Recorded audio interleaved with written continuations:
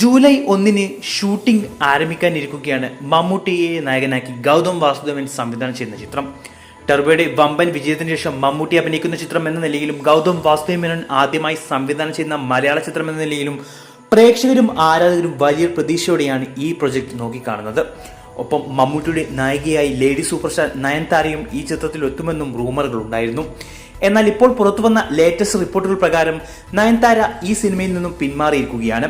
അതിന് കാരണം മറ്റൊന്നുമല്ല, താരം തന്റെ പ്രതിഫലം ഗണ്യമായി വർദ്ധിപ്പിച്ചതും തന്റെ വീട്ടിൽ നിന്നും 25 കിലോമീറ്റർ പരിധിയിൽ മാത്രമേ ഷൂട്ടിന് പോകുകയുള്ളൂ എന്ന തീരുമാനം എടുത്തതുമാണ് കാരണം.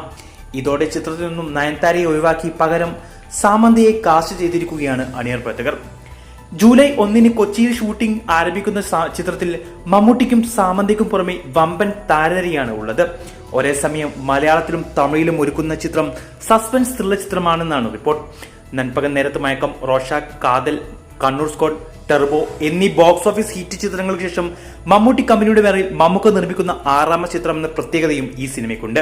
വരും ദിവസങ്ങളിൽ ചിത്രത്തിന്റെ ഒഫീഷ്യൽ അനൗൺസ്മെന്റ് പ്രതീക്ഷിക്കാം.